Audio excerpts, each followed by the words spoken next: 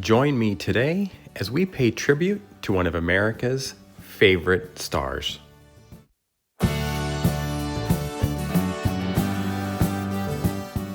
Hey everybody, thanks for joining us here at Traces of Hollywood, and as we promised, we'll be paying tribute to Burt Reynolds and visiting his grave at the Hollywood Forever Cemetery in Los Angeles, California.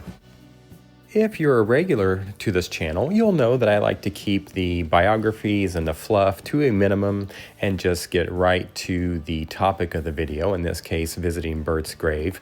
But I did want to mention, of course, that we all know Burt Reynolds from Smokey and the Bandit, Hooper, which is one of my favorites, The Longest Yard, Deliverance, and of course, Boogie Nights, which kind of revived his career later in life. Now here we are at Hollywood Forever Cemetery, and we are facing south toward the Paramount Pictures lot and across the pond. So over to this side is where you'll find Burt's grave. And he's actually fairly near Paul Ruebens, Pee Wee Herman. And I do have some videos coming up where we feature Pee Wee and some other celebrity graves, so be sure to come back and check those out, and subscribe if you want to be the first to know when those videos are posted. You can see there's some lovely fan tributes here. People loved him, and of course he had loves in his life, such as his short marriage to Judy Carn from Rowan and Martin's Laugh-In. That was only 2 years, from 63 to 65. And he was also married to Lonnie Anderson, who I know best from WKRP in Cincinnati, and they were married from 1988 until 1993. Pay attention to the stonework here. It's a really beautiful monument, and I also think the likeness they captured is really well done. A lot of times you'll see statues of celebrities and various people who didn't really turn out quite maybe as realistically as you would hope, but I do think this is a very good likeness of Burt. I did want to throw something fun in for the Smokey and the Bandit fans out there. Here in Palm Springs, there is a dealership called McCormick's.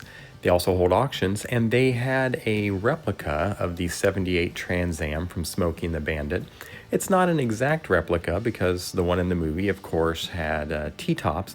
And here's a brief video of the car going across the auction block, but if you stick around for just a moment until the end of the video, I'll share a really cool piece of trivia about the end of Burt's life that was totally new to me. At $32,000,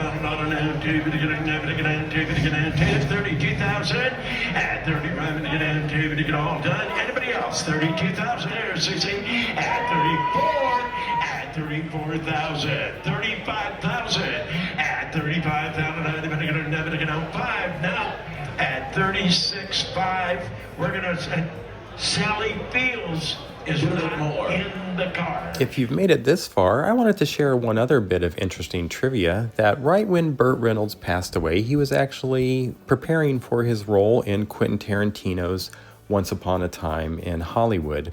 And apparently he was reading lines just before he died of a heart attack. And Brad Pitt said of the 2 days he spent with him on set that it was basically the most exciting time of his own career in Hollywood. What a tribute to Burt.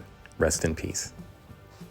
Thank you always for joining us here. And again, if you want to be the first to see these new videos of celebrity graves, filming locations, or celebrity homes, hit that little circle logo at the bottom right and you can subscribe.